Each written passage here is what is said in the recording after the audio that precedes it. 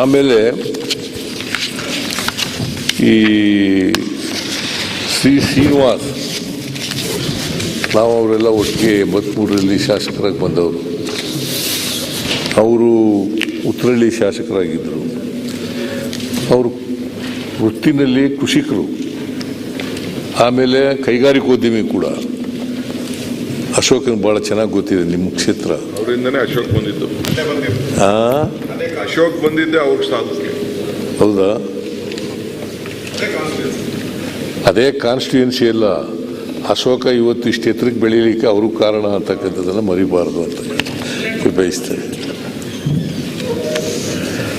ಏನೇ ಇರಲಿ, ಅವರು ಆಮೇಲೆ ಪಾರ್ಲಿಮೆಂಟ್ಗೆ ಹೋದರು 99ರಲ್ಲಿ 99ರಲ್ಲಿ ಪಾರ್ಲಿಮೆಂಟ್ಗೆ ಹೋದರು. ಅಲ್ಲಿ ಕೂಡ ಪಾರ್ಲಿಮೆಂಟ್ ಮೆಂಬರ್ ಆಗು ಕೂಡ ಕೆಲಸ ಮಾಡಿದರು. ಸ್ವಲ್ಪ ಗಡಸಾಗಿ ಮಾತಾಡ್ತಿದ್ರು ಅಷ್ಟೇ, ಬಟ್ ಆತ್ಮ ಮಾತ್ರ ಭಾಳ ಒಳ್ಳೆ ಹೃದಯ ಒಳ್ಳೆ ಇತ್ತು, ಬಡವರ ಪರವಾದಂಥ ಕಾಳಜಿ ಇತ್ತು. ಅಂಥ ವ್ಯಕ್ತಿಯನ್ನು ನಾವು ಇವತ್ತು. ಆಮೇಲೆ ಬೆಂಗಳೂರು ಅಭಿವೃದ್ಧಿ ಪ್ರಾಧಿಕಾರದ ಸದಸ್ಯರಾಗೂ ಕೂಡ ಕೆಲಸ ಮಾಡಿದರು.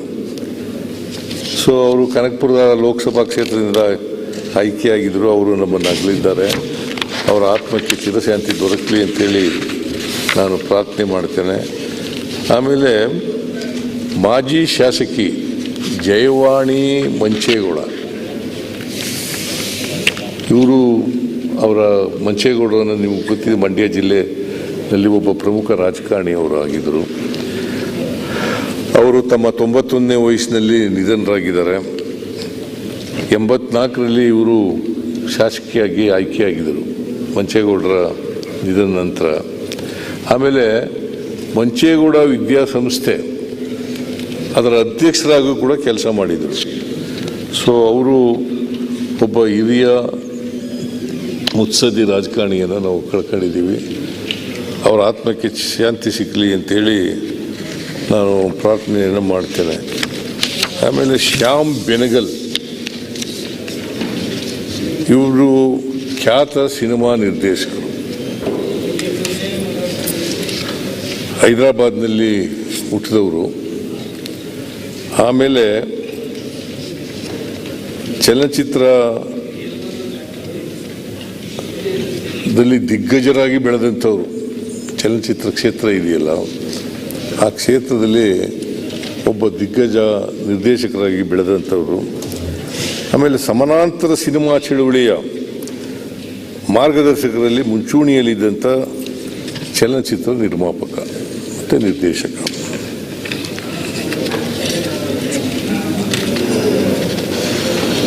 ಆಮೇಲೆ ಇವರು ಕಾಪಿ ರೈಟರ್ ಆಗಿ ವೃತ್ತಿ ಪ್ರಾರಂಭ ಮಾಡ್ತಾರೆ. ಮಾಡಿ ಪ್ರಥಮವಾಗಿ ಗುಜರಾತಿ ಭಾಷೆಯಲ್ಲಿ ಸಾಕ್ಷ್ಯಚಿತ್ರವನ್ನು ನಿರ್ಮಿಸಿ ರಾಷ್ಟ್ರೀಯ ಚಲನಚಿತ್ರ ಮಂಡಳಿ ನಿರ್ದೇಶಕರಾಗಿ ಸೇವೆ ಸಲ್ಲಿಸುತ್ತಾರೆ. ಅನೇಕ ಹಿಂದಿ ಚಿತ್ರಗಳನ್ನು ತಯಾರು ಮಾಡ್ತಾರೆ, ಬೇರೆ ಬೇರೆ ಭಾಷೆಗಳಲ್ಲೂ ಕೂಡ ಮಾಡ್ತಾರೆ. ಹೆಚ್ಚಾಗಿ ಸಮಾಜದಲ್ಲಿರ್ತಕ್ಕಂಥ ಸಾಮಾಜಿಕ ಅವ್ಯವಸ್ಥೆ ಇದೆಯಲ್ಲ, ಈ ಅವ್ಯವಸ್ಥೆಯನ್ನು ಜನರಿಗೆ ತಿಳಿಸ್ತಕ್ಕಂಥ ಪ್ರಾಮಾಣಿಕ ಪ್ರಯತ್ನವನ್ನು ಮಾಡ್ತಾರೆ. ಯಾಕೆ ನಮ್ಮ ಸಿನಿಮಾಗಳಿದೆಯಲ್ಲ, ಒಂದು ಒಳ್ಳೆ ಮಾಧ್ಯಮ ಜನರಿಗೆ ಬದಲಾವಣೆ ಮಾಡಲಿಕ್ಕೆ ಒಂದು ಬಲವಾದಂಥ ಮಾಧ್ಯಮ ಇದು. ಅನೇಕ ಜನ ಸಿನಿಮಾಗಳು ನೋಡಿ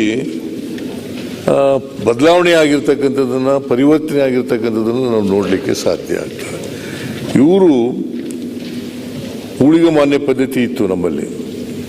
ಊಳಿಗಮಾನ್ಯ ಪದ್ಧತಿ, ಜಾತಿ ಪದ್ಧತಿ, ಮಹಿಳಾ ವಿಮೋಚನೆ, ಇಂಥ ಚಿತ್ರಗಳ ಮೂಲಕ ಸಮಾಜದಲ್ಲಿದ್ದಂಥ ಸಾಮಾಜಿಕ ಈ ಅವ್ಯವಸ್ಥೆ ಇದೆಯಲ್ಲ, ರೋಗ ಇದೆಯಲ್ಲ, ಇದನ್ನು ಜನರಿಗೆ ತಿಳಿಸ್ತಕ್ಕಂಥ ಪ್ರಾಮಾಣಿಕ ಪ್ರಯತ್ನ ಮಾಡಿದ್ರು. ಇವರಿಗೆ ಅನೇಕ ಪ್ರಶಸ್ತಿಗಳು ಬಂದಿದ್ದಾವೆ, ನಾನು ಎಲ್ಲನೂ ಕೂಡ ಹೇಳಲಿಕ್ಕೆ ಹೋಗಲ್ಲ. ಅಂಥ ಒಬ್ಬ ಖ್ಯಾತ ನಿರ್ಮಾಪಕ, ನಿರ್ದೇಶಕ ಅವರನ್ನು ನಾವು ಕಳ್ಕೊಂಡಿದ್ದೀವಿ. ಅವರಿಂದ ಈ ಸಮಾಜದ ಪರಿವರ್ತನೆ ಇದೆಯಲ್ಲ ಅದನ್ನು ನಾವು ಮುಂದುವರಿಸ್ತಕ್ಕಂಥದ್ದೇ ಅವ್ರಿಗೆ ಸಲ್ಲಿಸ್ತಕ್ಕಂಥ ಗೌರವ ಅಂತಕ್ಕಂಥ ಮಾತುಗಳನ್ನು ಹೇಳಲಿಕ್ಕೆ ಬಯಸ್ತೇನೆ. ಆಮೇಲೆ ನಾ ಡಿಸೋಜಾ ಇತ್ತೀಚೆಗೆ ನಿಧನರಾಗಿದ್ದಾರೆ. ಹಿರಿಯ ಸಾಹಿತಿಯಾಗಿದ್ದರು. ಆಮೇಲೆ ಅವರು ಡಿಸೋಜಾ ಅವರು ಲೋಕೋಪಯೋಗಿ ಇಲಾಖೆಯಲ್ಲಿ ಕೆಲಸ ಮಾಡ್ಕೊಂಡಿದ್ದಂಥವು.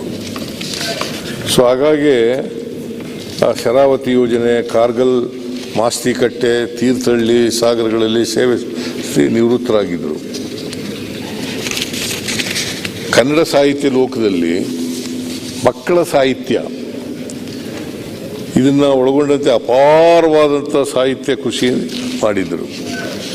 ಅವರಿಗೆ ಪಂಪ ಪ್ರಶಸ್ತಿ, ಕರ್ನಾಟಕ ಸಾಹಿತ್ಯ ಅಕಾಡೆಮಿ ಪ್ರಶಸ್ತಿ, ಸಂದೇಶ ಸಾಹಿತ್ಯ ಪ್ರಶಸ್ತಿ, ಕರ್ನಾಟಕ ರಾಜ್ಯೋತ್ಸವ ಮಂತ್ರಿ, ಮಂಗಳೂರು ಸಂದೇಶ ಪ್ರಶಸ್ತಿ, ಹೊಸದಿಲ್ಲಿ ಕಲಾ ಪ್ರಶಸ್ತಿ, ಪುತ್ತೂರು ನಿರಂಜನ ಸಾಹಿತ್ಯ ಪ್ರಶಸ್ತಿ, ಆಳ್ವಾಸ್ ನುಡಿಸಿರಿ, ವರ್ಧಮಾನ ಪ್ರಶಸ್ತಿ, ಕುವೆಂಪು ವಿಶ್ವವಿದ್ಯಾಲಯದ ಗೌರವ ಡಾಕ್ಟರೇಟ್, ಚಿತ್ರದುರ್ಗದ ಬ್ರಹ್ಮನ್. ಹೆಚ್ಚಿನ ವಿಡಿಯೋಗಳಿಗೆ ಪ್ರತಿಧ್ವನಿ ಯೂಟ್ಯೂಬ್ ಚಾನೆಲ್ ಸಬ್ಸ್ಕ್ರೈಬ್ ಮಾಡಿ, ಬೆಲ್ ಐಕಾನ್ ಕ್ಲಿಕ್ ಮಾಡಿ.